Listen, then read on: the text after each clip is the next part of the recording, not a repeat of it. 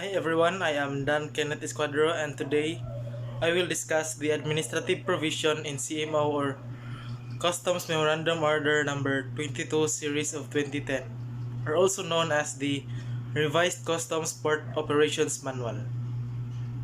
The first section in administrative provisions is the Bay Service Section or equivalent office.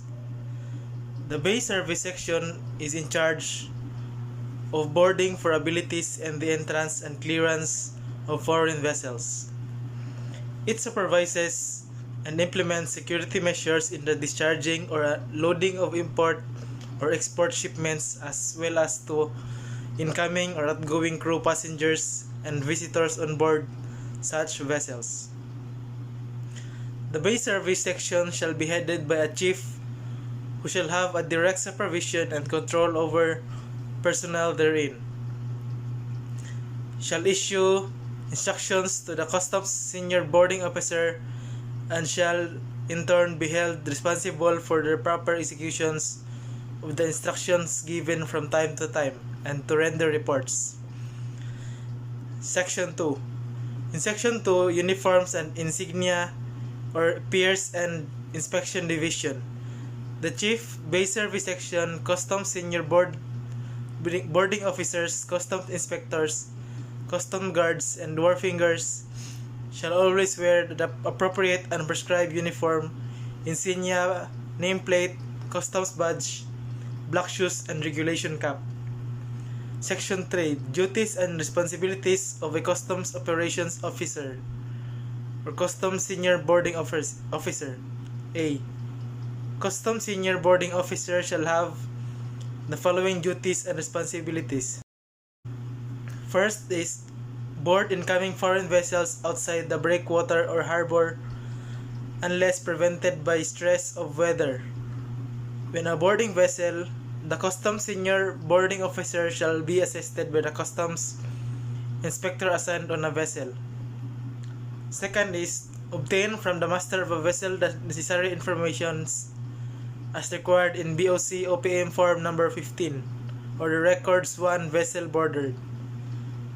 Third is see stores when adjusted by collectors of customs to be excessive or when duties assessed thereon are not paid. Excess such sea stores shall be treated that provide in Section 2530 of the Tariff and Customs Code of the Philippines as amended. See it all customs inspectors and customs guard on duty are their proper prescribed uniform unless the customs inspector are properly uniformed. The customs senior boarding officer shall not allow their embarking on the launch and shall be report them as absent. In such cases, he can assign any available unassigned customs inspector or if no customs inspector is available, an acting customs inspector to take charge of the vessel until a regular customs inspector assigned reports in proper uniform. Fifth is to see it that a customs inspector or a customs guard assigned to a vessel is provided with the necessary stationery and supplies. He shall also see to it that customs inspector have a copy of Tariff and Customs Code of the Philippines and a manual for port operations. Report of Customs Senior Boarding Officers upon his return from an official trip in the Bay. The Customs Senior Boarding Officer shall transmit to the Chief, Bar Service Section or its equivalent office all reports, entries, and other documents delivered to him by the master agent or the customs inspector assigned on board vessels. Second, he shall prepare and submit his trip report on BOC OPM Form number 15 or Records of Vessels Boarded to the Chief, Bay Service Section or its equivalent office and make reports of a deviation from the assignment order issued to Customs Inspector and Customs Guard. Section 4. Duties and responsibilities of Customs Operation Officer or Officer 1 or Customs Inspector. Customs Inspector shall have the following duties and responsibilities. First is to supervise the discharge and loading of cargo and to supervise continuous surveillance to protect the interest of the Customs Service pursuant to Section 2202 of the Tariff and Customs Code of the Philippines as amended. Second is be responsible for the proper disposal of all cargo and stores on board vessel under their charge. It is their duty to see that no cargo of stores of any description are discharged from or received on the vessel without authority from the collector of customs or his authorized representative. Represent the Customs Service in his official relations with the passengers, the ship's officers, owners, agents, and consignees, and should see to it that the dignity of the service is not impaired. Fourth is to stay in the vessel to which he has been assigned until he is relieved by proper authority, except as herein after provided or it be necessary in the interest of the service that immediate action be taken. 8 is familiarize themselves with the provisions of the Tariff and Customs Code of the Philippines as amended. Customs administrative orders, customs memorandum orders, and circulars issued by the Bureau of Customs pertinent to their duties. Next is to refer the matter to the Customs Senior Boarding Officer or Chief, Bay Service Section or equivalent office for decision in case he is in doubt as to the proper action to be taken. B. Specific duties upon assuming charge of vessel. First, it shall be the first duty of a customs inspector upon assuming charge of a vessel, especially a passenger vessel, to immediately assign a customs guard at each accommodation ladder or gangway with the instruction not to allow persons to board the vessel without a written pass, excepting the stevedores to attend the discharging or loading of cargoes. Next is the customs inspector shall instruct customs guard assigned on the gangway to conduct body searches if necessary on all persons boarding or disembarking from the vessel.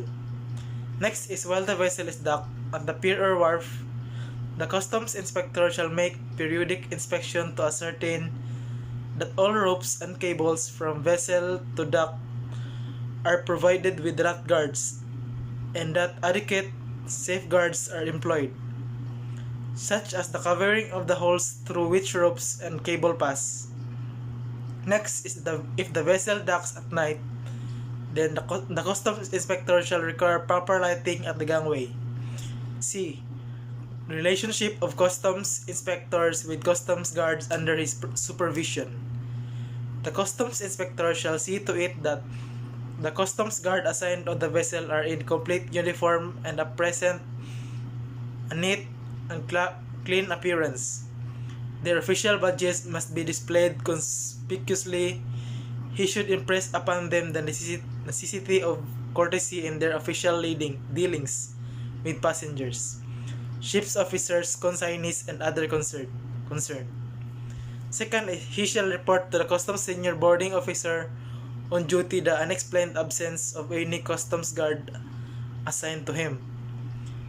An efficiency report for customs guard shall be submitted by the customs inspector for each vessel of which he is in charge.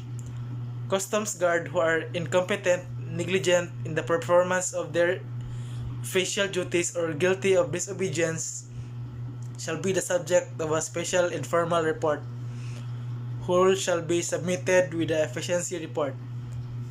Next is, it is essential that an accurate check be secured on all cargoes discharged from and loaded on a vessel.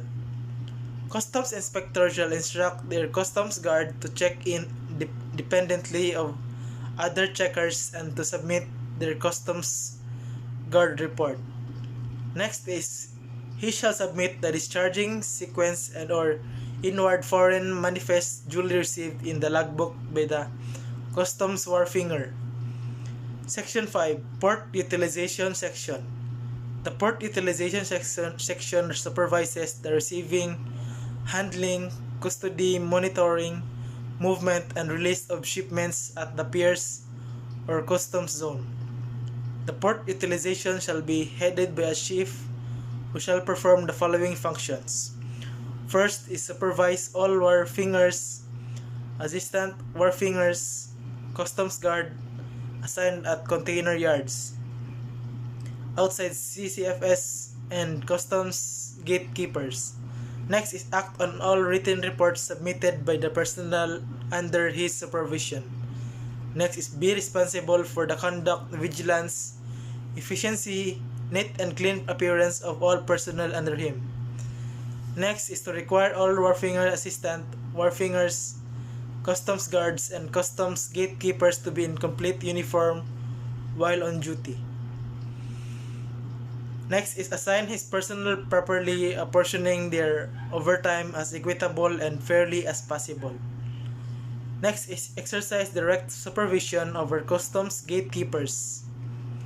Next is inspect piers, wharfs, warehouses, container, freight, and the container terminal inside the customs zone as frequently as possible, submitting to the Chief Piers and Inspection Division or its equivalent office such reports as may be necessary.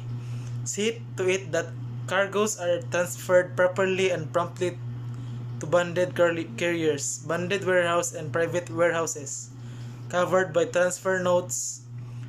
Recommend any personnel who are deserving and capable and willing pursuant to civil service and regulation for any promotion that are subject to be filled up. Next is to implement all lawful orders to him from time to time by proper customs authorities with regard to this section. Section 6. Duties and responsibilities of Assistant Customs Operation Officer or wharfingers at the pier. First, there shall be one wharfinger in charge of each pier who shall be responsible for the efficiency and discipline. Customs personnel under him. Second is he shall exercise effective supervision over the arrester's contractor service regarding receiving, handling, custody, and delivery of cargoes. Third is he shall note carefully the condition of the fender piles and draft at the piers and submit reports thereon. He shall cooperate and assist other officers of the government performing official function at the piers. Next is he shall supervise the cleaning of the pier and see to it that garbage and obnoxious cargoes are disposed promptly and properly. Next is he shall implement all lawful orders given to him from time to time by proper customs authorities. He shall submit report of overstaying cargoes to the Chief Piers and Inspection Division or its equivalent office. B. Outside CYCFS or off dock. There shall be one wharfinger in charge of outside CYCFS or off dock who shall be responsible for the efficiency and discipline of customs personnel under him. Next is he shall receive the transfer note, inbound container, and inward foreign manifest from the customs guard.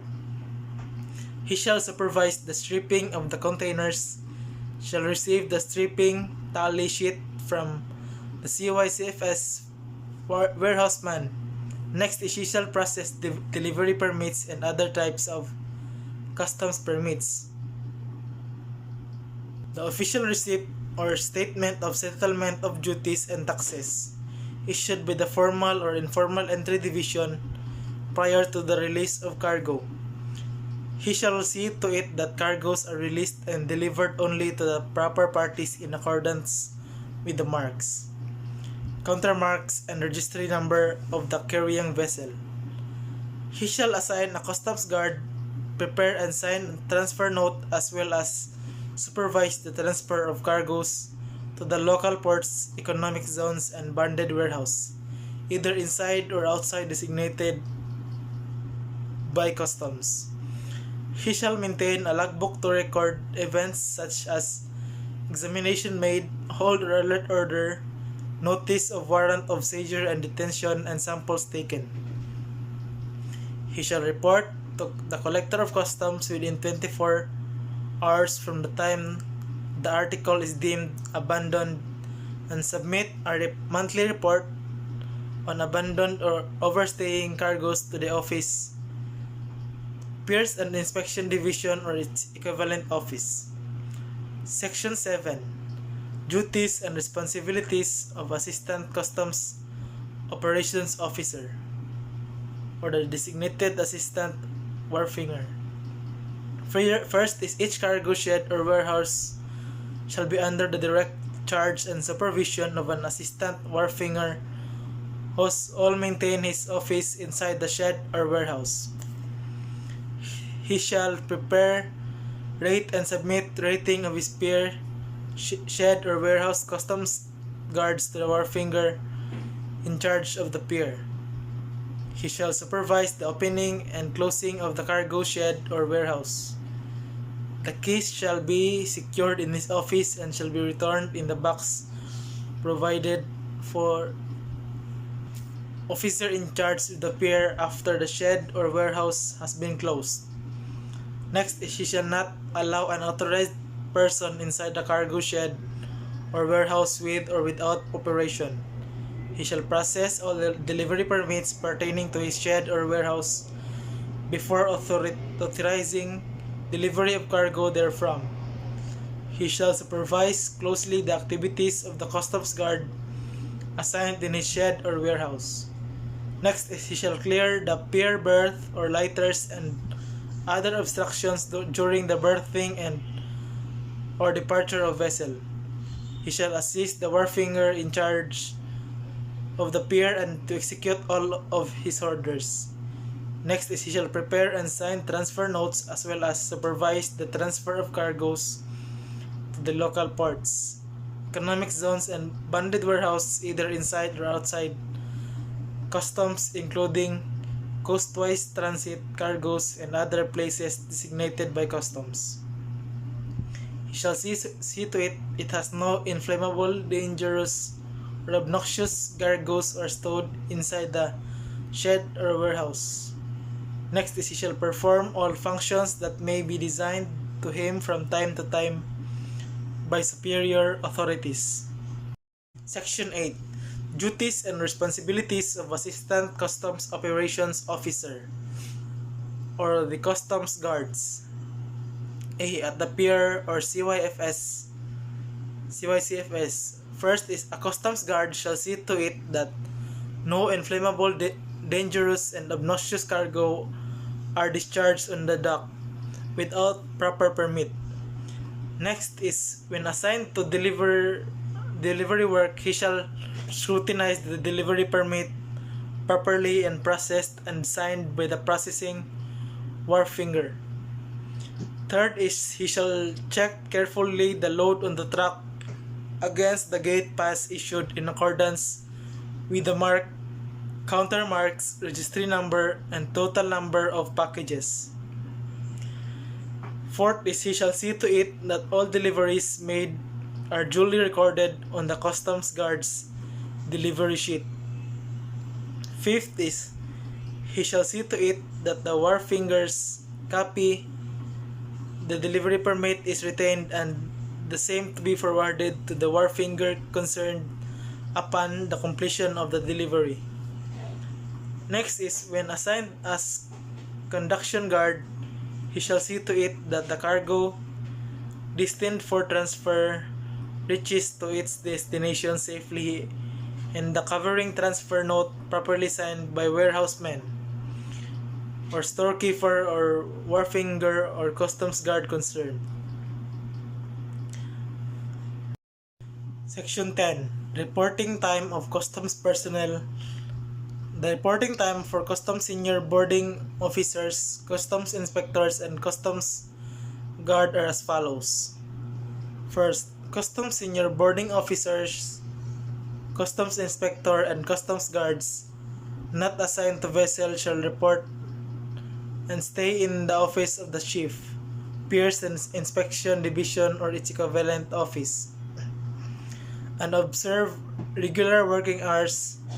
They shall performing such duties as may be assigned to them by the chief or assistant chief of the division and the chief pay service section or its equivalent office.